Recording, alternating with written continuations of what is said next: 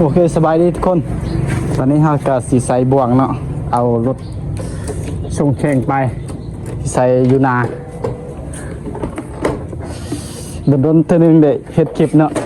เรื่องบักเพนดาเนี่ย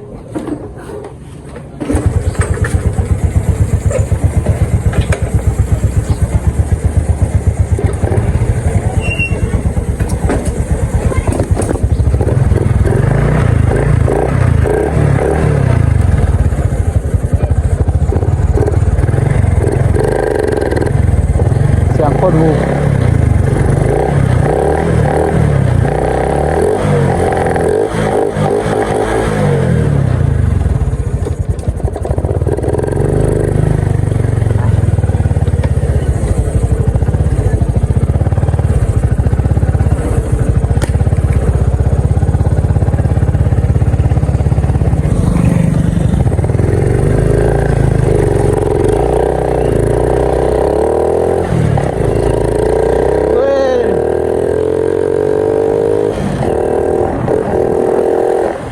ตอนนี้เขายก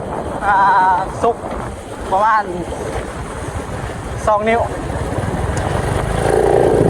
ก็โอเคอยู่พอได้ขี่พอทางกับงามนี่เขาใส่บ่วงเนาะเดี๋ยวจะมาใส่บ่วงอยู่นาทางมันพอดีเลยเบิ่งแม่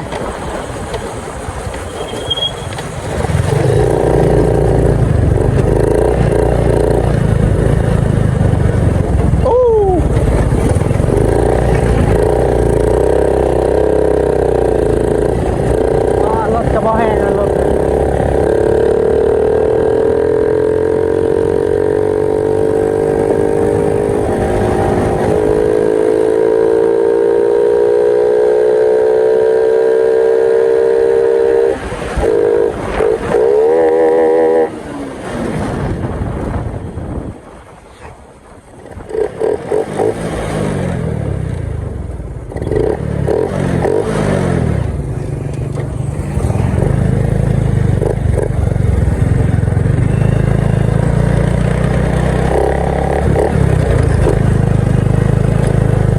คำแล้ว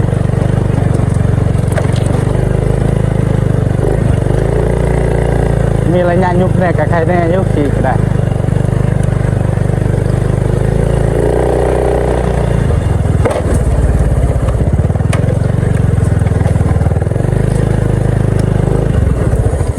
ใส่ชีวิตแบบซาวน่า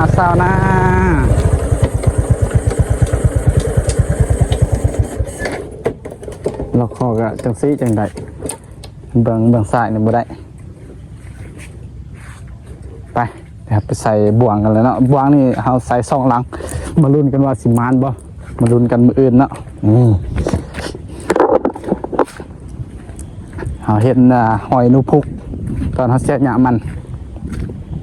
ไปนี่ทุกคนเจอแล้วเนาะเจอหอยมันแล้วแต่หน้ามันจะบ่มาดอกตามเบิ่งก็ได้ลองเบิ่งนี่บ่วงช่วงนี้ก็รถก็มีแต่ขับเอาเนาะบ่มีเวลาแปลงแล้วบ่มีเวลาสอบมีแต่มีเวลาก็สิขับเอาขับนี่แหละดนๆเท่านึงไม่ได้ขับนำกันขับขี่มาหาก็มีภาระหลายเนาะมีภาระหลายก็เลยบ่ค่อยได้เฮ็ดคลิปแหละช่วงนี้แต่ว่าถ้ามีเวลาก็สิเฮ็ดเนาะรถก็ยังแต่งคือเก่าโอ้มันขึ้นลันเลยเนาะต้นมาแล้วก็สิใส่เลยประมาณนี้อย่าใส่อีกลังนึงให้ใส่ตาม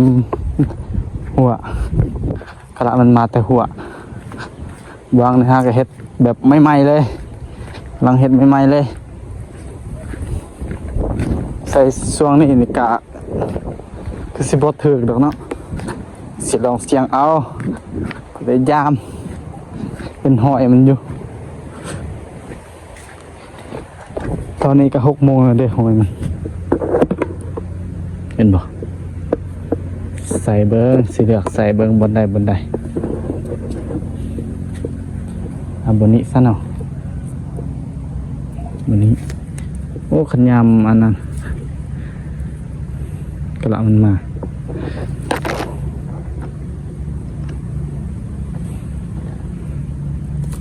ยกดีดเลย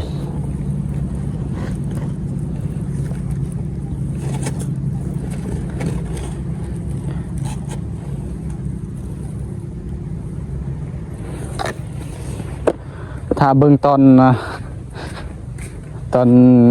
เขามีหมากก่อนเนาะถ้าเขามีหมากก่อนแล้วก็ใส่บ่วงโอเคไปโอ้ฝนสิตกทางนั้นฝนสิตกเดี๋ยวสิพาทุกคนไปเลาะขี่รถฝากเบื้องบานตัดกลุ่มกันเนาะเบื้องเขาดำนาแล้วระบบตอนนี้กับไทยดำนาแล้วก็ดีเนาะเอาปีนี้กับบ่ได้ดำเลยเอาสักเอามันดำปีนี้มันต้นกับบ่งาม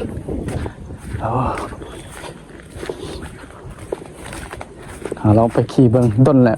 เป็นต้นเท่านึงได้สิได้ขี่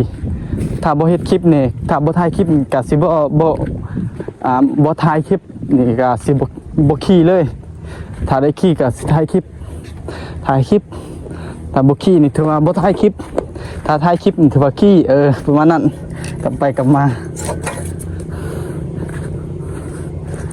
ถ้าบ่ถ่ายคลิปนี่ก็จอดไว้อยู่เพื่อนแต่ตอนนี้บ่ค่อยมีเวลาเด้เวลาคือสำคัญที่สุด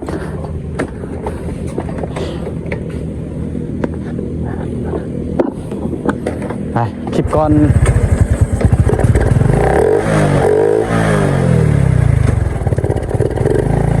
กล้องบ่ค่อยดีสุดนี้ก็จักดีหรือบ่แบบตัวจับกล้องนะบ่ดีนะ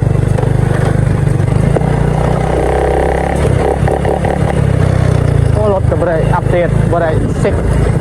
เฮ็ดใหม่เพราะเฮากับภาระหลายเนาะเฮ็ดแต่รถก็บ่ได้ภาระมันหลาย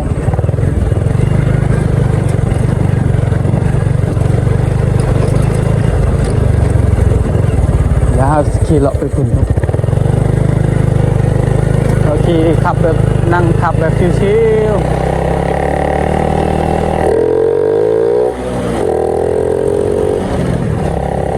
แค่นี้มันมีมา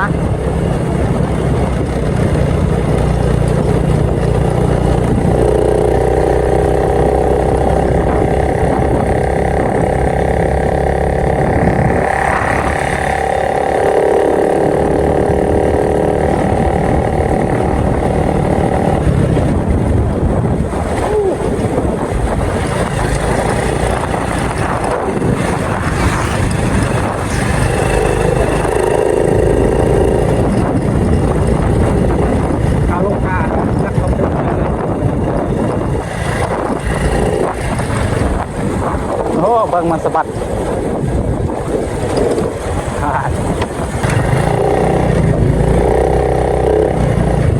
โอ้มีเสียงเพลง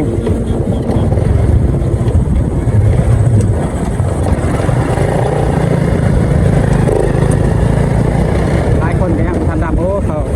กล้าอยู่นี่คันดำมือในคันดำเลย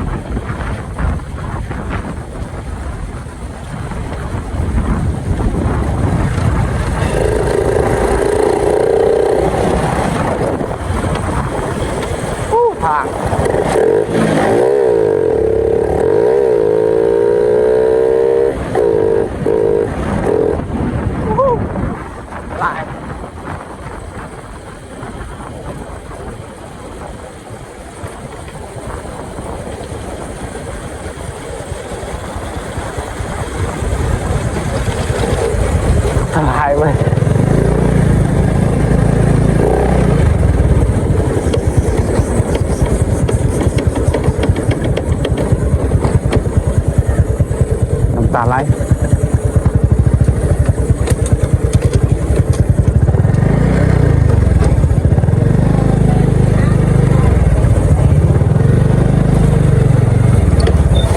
อ้ยเกือบจบคลิปเฮาจังใดเดี๋ยวมาเบิ่งน้ำกันเนาะโอ้อันตรายหมอบเอาของยานี่